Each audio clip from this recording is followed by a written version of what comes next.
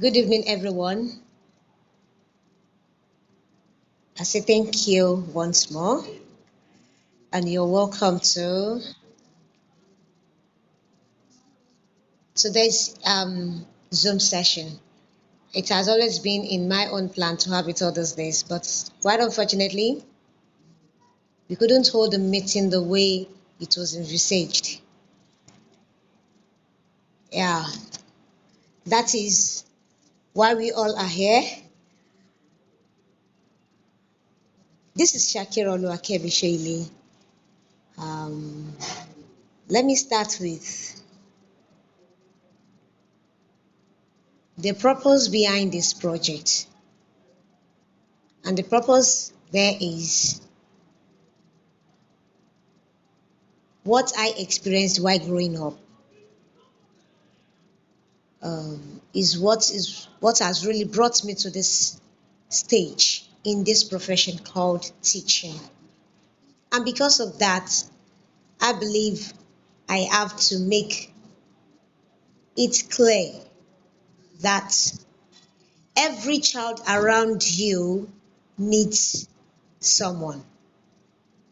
Every child around you needs help. No matter how brilliant, intelligent, or struggling the child is, every child needs someone. And who is that person? Who is that expected person? It could be anybody. It could be anybody. It is not necessarily needed to be the parent. It could be a good neighbor. It could be a great teacher out there in the school. And it could be a lovely and caring sibling that will always be there to listen to that child. While I was growing up, let me say, fortunately for me and unfortunately for people around me, I was a great talker. I talked a lot to the extent that it became a stigma. Nobody saw anything good about it.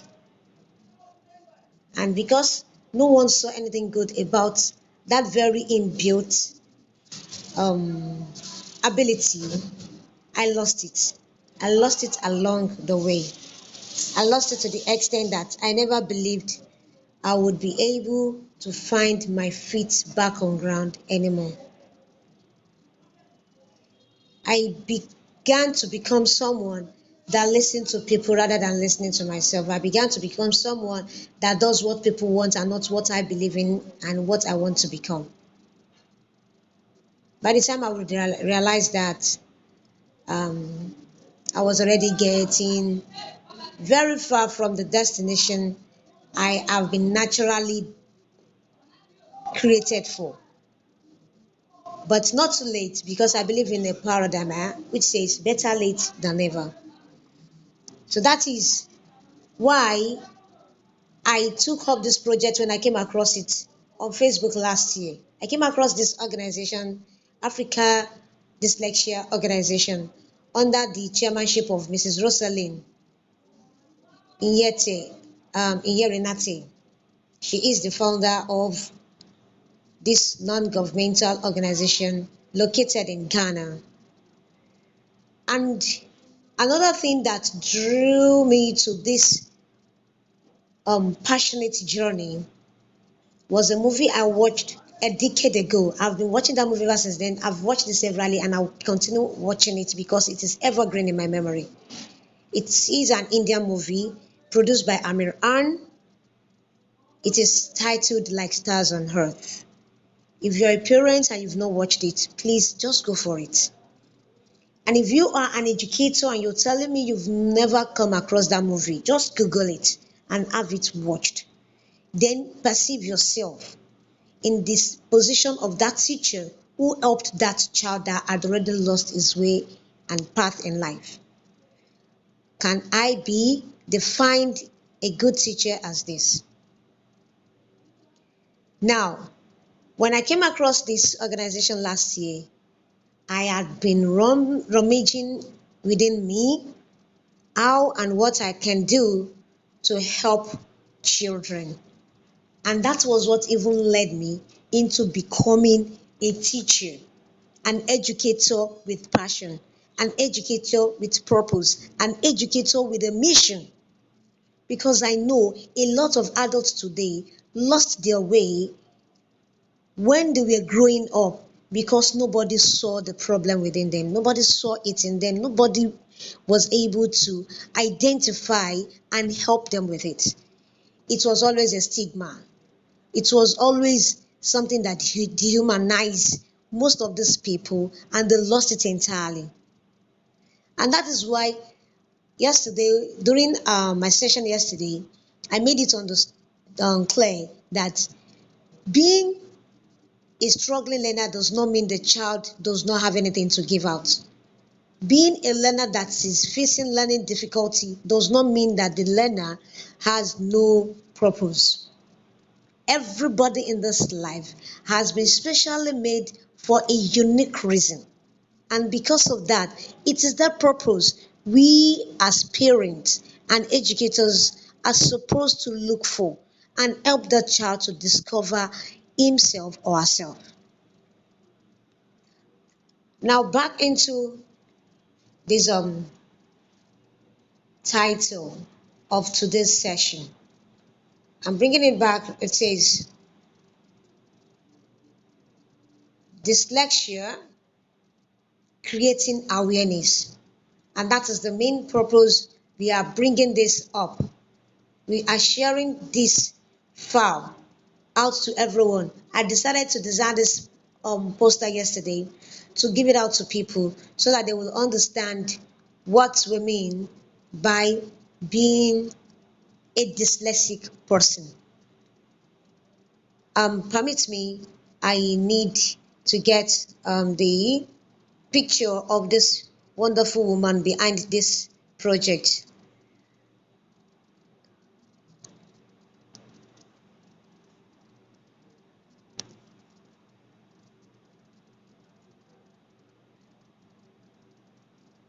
I hope I'm able to get this.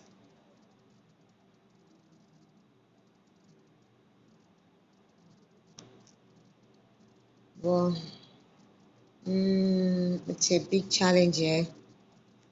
I wouldn't use that to waste our time, but I once have. I'm coming, please. Where's that picture? I think I have it. Okay. I screenshot this. Let me take us down to my Canva page. Let me see if I can share my Canva page. I pray I should be able to. Oh my God.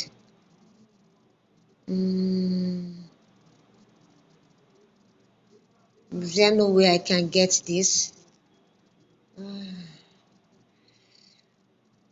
Okay.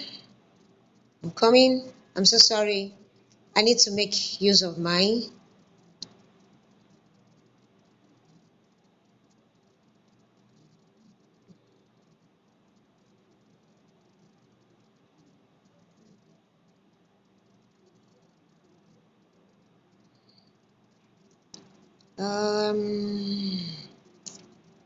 Oh, is it not downloaded?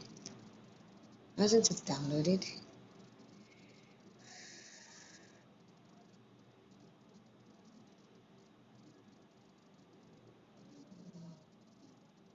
Oh, man.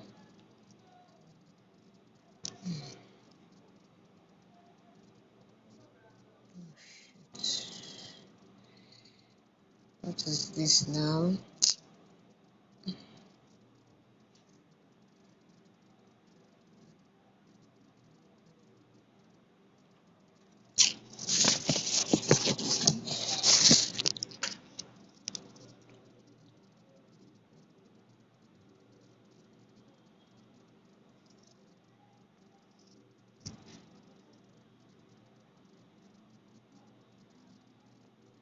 I want to share my screen, so I believe people should be able to. Uh, okay. I don't know if people can see this. If you can see it, please kindly let me know, please.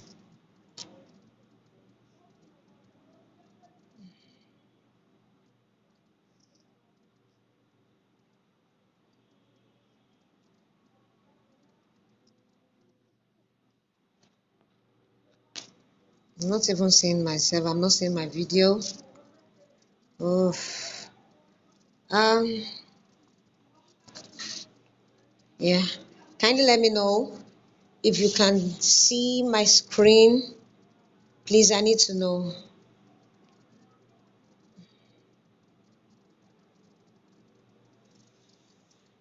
Yeah. Uh, these I'm having challenges here with my some of my documents. I should have put it into my documents. Okay, I think I'm having my drive here. Yeah, this is the lady. Here is the woman. Yeah, this is the boss. Let me call her the boss, but we don't call her the boss. We always call her a leader. This is Mrs. Rosalind. I want to give us a brief biography about this woman. Presently, she works with Walt Disney in California, and she's also into hotel management. She holds a master's in hotel management. This very woman, from her own history about herself, she made us understand that she started to learn to read and write at the age of 17. For her to be able to read and write, it was from age 17. She took us down the memory lane of how she struggled with a lot of her teachers back then, whereby she almost lost hope in herself. And that is one of the challenges most of these children are facing, especially when parents don't understand what exactly the problem is. I don't believe that a child who cannot read and write cannot achieve anything. We have a lot of great men and women out there. There's this particular woman. I've forgotten this very movie she acted. She's one of the greatest actresses in America presently today in Hollywood. She is a dyslexic person. There's one basketballer also. I'm so sorry I couldn't get it, most of them because of the busy schedule I have been facing. This woman made us to understand that when she believed that she was not getting it right, that was when one of our teachers made us to know that if you are not good in reading and writing, at least you should be good at something. From our story, that was where I began to understand that if I'm not good at reading and writing, I must be good at something. That is why I am a teacher who believes in diverse teaching. I don't basically expect every child to be academically sound. I don't expect every child to be academically intelligent. One way or the other, a child should be creatively wonderful. Don't tell me that a great caregiver cannot end up managing the administrative department of a hospital. You can't tell me that a wonderful talker cannot end up being a very great nurse. Most of these skills that are inbuilt in most of these children are needed to be found and discovered for them to grow up with and achieve something in life. Here is someone who believes in that, who had the same story, and here she is today. She is one of the conveners of the World Economic Forum last year. So, what are we talking about? What I am driving at today is that we cannot, um, we can't rule it out that out of 10 children, one must be having a learning difficulty. Then, what do we do to that child? Are we to tell the child to step out of the line? Are we to cut the child off the track? And that is what most people are doing, especially teachers, educators out there. I once had a problem with a learner back then. That very learner was with me going to up to 9 years now. The boy is out of secondary school now. When the boy joined us at my school back then, I thought the boy was not going to get it right, because I was, unfortunately for me, I spent just a year with the boy. But one thing I noticed about this guy was that he was a chess guru. But this is a boy that cannot write the boy. He can't write it. If he wants to write B, he will turn it in, he will write your B in the reverse form and expect your Y to be on another line. That boy was already 12 years old back then. So what am I driving at? We need to understand something here. Dyslexia is real. Dyslexia is a learning difficulty. Dyslexia is a phonological challenge that faces a particular learner in a class, making it difficult for that child to manage himself or herself with his writing or reading skills. It is a neurological problem. Now, when we say neurological problem, we are not saying that the child is mad or the child is having a mental problem. No. When we say neurological problem, it has to do with the processing of the brain. It has to do with processing of the brain. It has to do with managing oneself to get information, process it in the brain, and understand it for the child to respond to that very information. That is what we mean by a neurological problem. So dyslexia as a learning challenge is something that has to do with memory. That is getting the information and putting it there. Sequencing, coming into arranging the idea in the brain to understand it. Then organization, putting it in an order for him or her to respond internally or externally to the information given. Don't be surprised when some of our young learners are picking up their letters. We found out that they turn their letter B to the reversed form.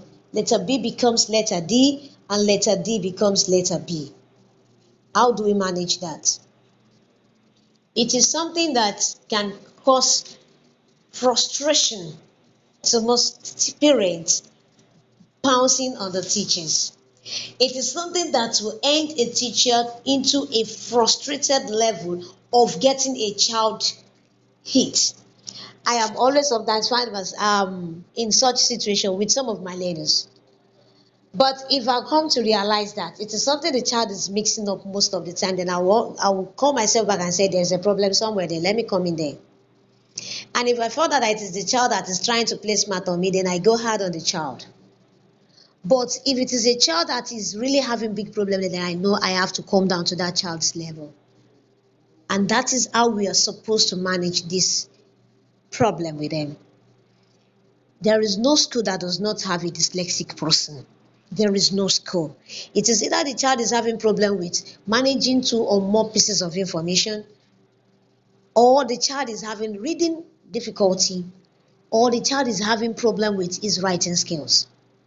Then any of this coming before a child makes it difficult for the child to cope well in the classroom or in any learning environment. And at the end of the day, the child ends up being tagged a dull person.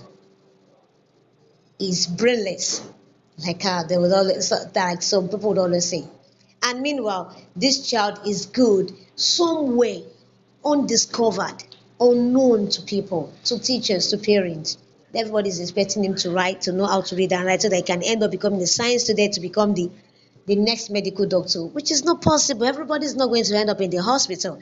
Then are we going to end up with a wig on our head in the courtroom? Somebody's going to play football. Somebody's going to become a basketballer. Somebody's going to become an hotelier. Somebody's going to become a fashion designer. Somebody's going to end up becoming a bead maker. Somebody's going to end up becoming a master of ceremony, a compere. What are we telling me? Are these not professions? Then, if that child is having reading and learning difficulty, that does not mean we should take the child out of the line of identifying himself and discovering his or her talent and working on along with them. Now, coming into my Canva, I wish I could be able to share my Canva. I don't know if it's going to work. If possible, it is a great luck to me. Let me see if I can have it. Um,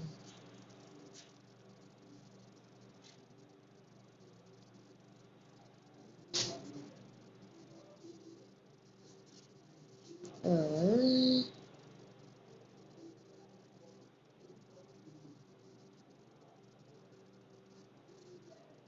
sorry, let me get it downloaded.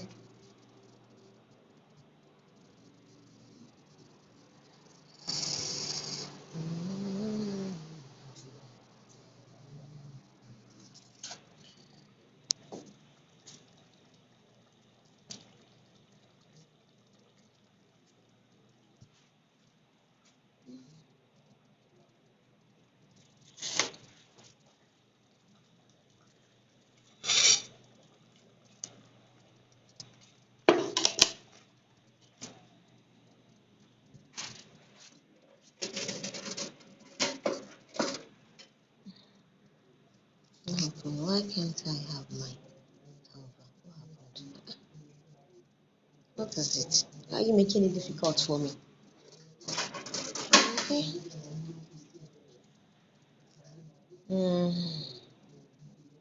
Yeah.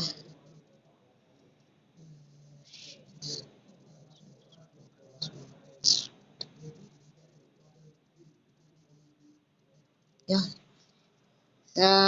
I'm sorry. Just have to try to see if I could get something.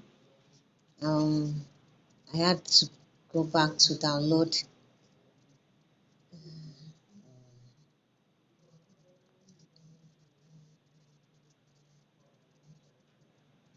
No.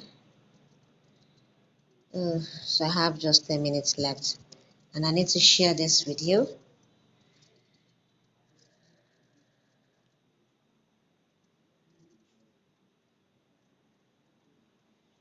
10 minutes left for me to end up my Zoom session, unfortunately, but I'm very sure I should be able to discuss my slide because I have to share my slides with you for you to have a better outlook of,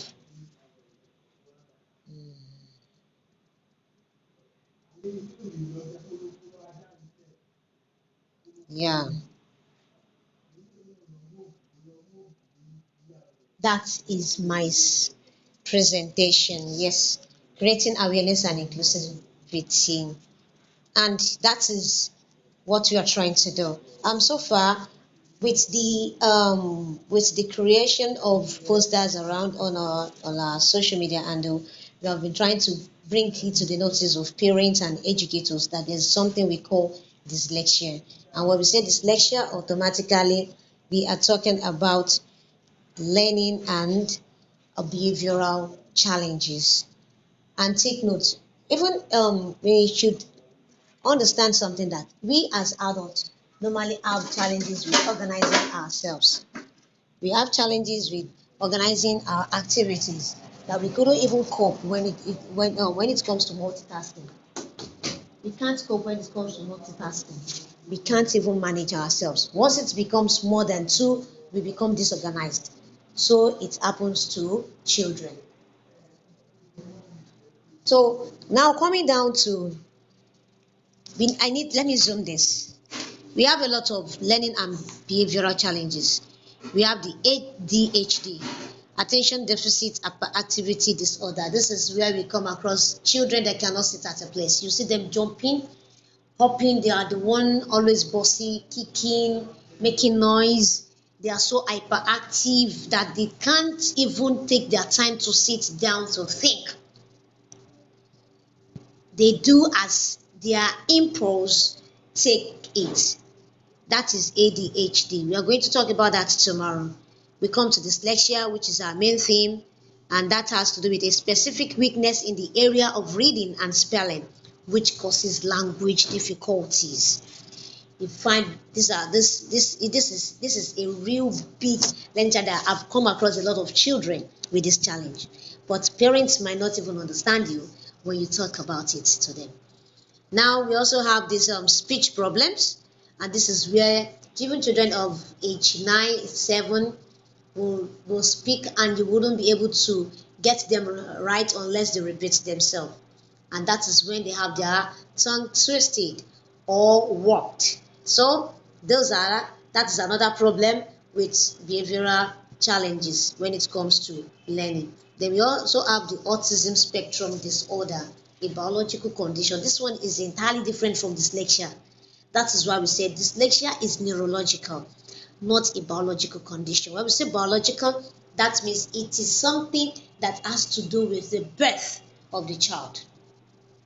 It has to do with the birth and the what they call the anatomical features of the child. So it has nothing to do with dyslexia. Dyslexia does not really come at once.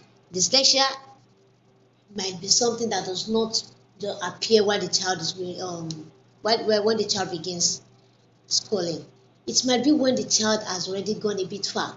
We start to notice something odd about the child. That means dyslexia is already taken in, maybe out of neglect or out of ignorance or out of no observation as the child moves on in his academic sojourn. Now, coming down to that, this is Mrs. Rosalind Abigail Yerinati, the founder of Africa Dyslexia Organization.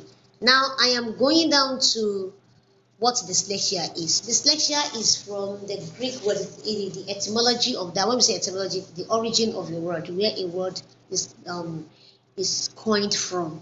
So dyslexia is coined from a Greek word, two Greek words. We have this, which means bad, and lexis, which means speech. That means bad speech. It could be bad speech in reading or poor speech in writing. So whichever it is, the picture depicts a dyslexic person. A dyslexic person can be someone that will see SAT and don't be surprised, it will tell you, it will call it star. It will call it TAS. And that is when you see a child seeing D and will call it B. We'll see number 6 and we'll tell it is 9. And we'll mix ideas up. So that is what we mean by memory. From memory, that is trying to put it into memory, trying to retain. Then now in the course of retention, the child start battling with that idea in his or her brain. That is where sequencing comes in. Then we have bad sequencing. At the end of the day, when you pronounce a word, don't be surprised, the child is going to spell it the way it appears in his or her brain. It isn't the child's fault. It is the brain processing that is doing the job. So when we say dyslexia has to do with poor sequencing and organization of words. Let me put it that way for us to understand. And now, what does dyslexia represent? This is it. Dyslexia is neurological. It is a neurological issue which depicts poor organization of information received. It indicates what? Poor memory and slow interpretation of ideas. It has nothing to do with maybe it could be maybe while the baby was in the womb, or when at childbirth, or maybe when the child was an infant, it was due to a fall. No, this is just it is just the brain that is trying to set itself the way it think it fits, and that gives the child challenge to focus and concentrate in class, because when you pronounce a word, the child start battling with it in his or her brain. So this makes them to lose focus sometimes. Now, it depicts poor phonological skill. And dyslexia is a phonological problem where reading and writing prove difficult for the learner to cope with under any learning situation. It is a and when we say phonology has to do with words under what we call phonemic awareness. When a child sees SAT, It starts with fine, the child need know this is S, it knows this is A, this is T. Now coming down to the blending of the sounds, there is a problem.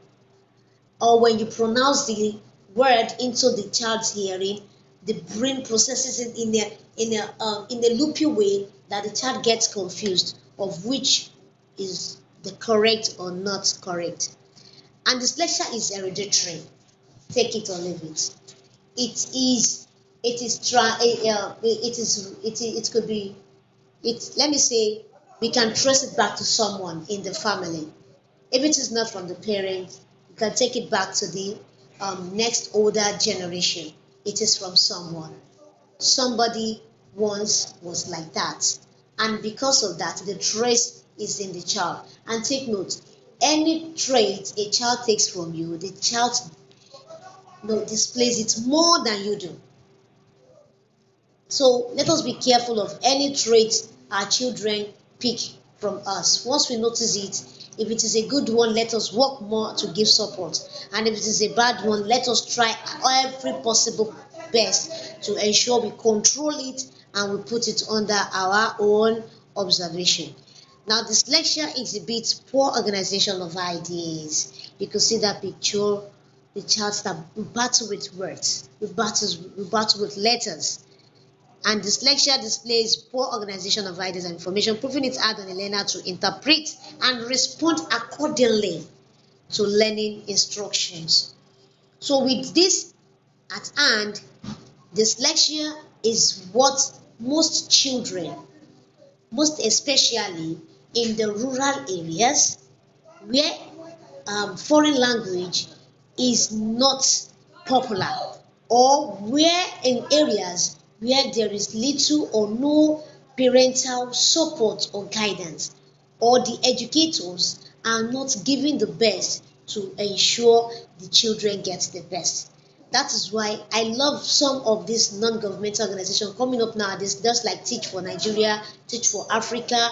We have a lot of them that are trying to go into the slums to help these kids who are struggling to get it, despite the fact that they are brilliant. Naturally, they are intelligent. Naturally, they are wonderful. But because they don't have anybody to guide them, they lose the way.